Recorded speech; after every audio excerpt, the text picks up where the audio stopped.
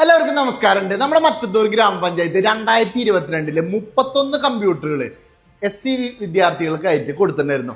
അതിന്റെ ഓഡിറ്റ് റിപ്പോർട്ടിൽ ഇവര് കൊട്ടേഷൻ പോലും സ്വീകരിക്കാതെയാണ് ഈ ലാപ്ടോപ്പുകൾ സദേൺ സിസ്റ്റംസ് എന്ന് പറഞ്ഞ തൃശ്ശൂരുള്ള ഒരു സ്ഥാപനത്തിൽ നിന്നാണ് ഇവർ പർച്ചേസ് ചെയ്തേക്കുന്നത്.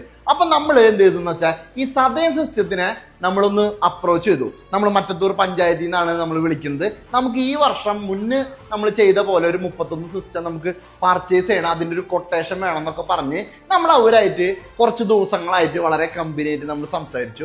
അങ്ങനെ അവരുടെ സംസാരത്തിൽ നിന്ന് നമ്മൾ മുൻ വർഷത്തെ ആ ബില്ലുകളൊക്കെ ഒന്ന് നമ്മൾ സംഘടിപ്പിച്ചു. ശരിക്കും ഓഡിറ്റ് റിപ്പോർട്ടിൽ 10,94,000 രൂപയാണ് ഇവര് സിസ്റ്റം പർച്ചേസ് ചെയ്തേക്കണം വില പറഞ്ഞേക്കണത്. അങ്ങനെ നമ്മൾ യഥാർത്ഥത്തിലുള്ള സദേൺ സിസ്റ്റംസ് ആയിട്ട് നമ്മൾ അപ്രോച്ച് ചെയ്ത് ഇതിന്റെ 3 ബില്ലുകൾ നമ്മൾ സംഘടിപ്പിച്ചു. ഇവര് 30 സിസ്റ്റമാണ് സദേൺ സിസ്റ്റംസ് എന്ന് പറഞ്ഞ സ്ഥാപനത്തിൽ നിന്ന് പർച്ചേസ് ചെയ്തേക്കണത്.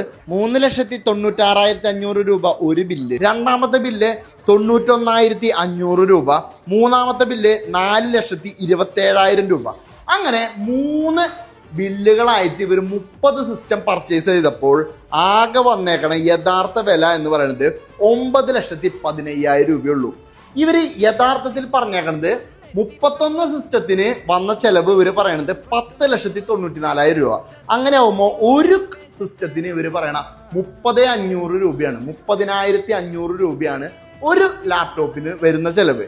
അങ്ങനെയാണെങ്കിൽ ലാസ്റ്റ് ഇവര് 31 സിസ്റ്റത്തിന് പറയണത് 10,94,000 രൂപ. അങ്ങനെ ഏകദേശം 1,79,000 രൂപയ്ക്കാണ് ഇവര് 31ാമത്തെ ലാപ്ടോപ്പ് ഇവര് പർച്ചേസ് ചെയ്തത്.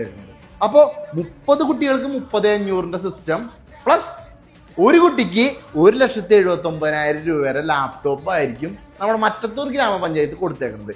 അപ്പോൾ നമ്മൾ ഈ ഒരു ഏകദേശം ഒരു 5-6 ദിവസം നമ്മൾ സദേൺ സിസ്റ്റംസ് എന്ന് പറയുന്ന സ്ഥാപനമായിട്ട് നമ്മൾ സംസാരിച്ചിട്ടുണ്ടായിരുന്നു.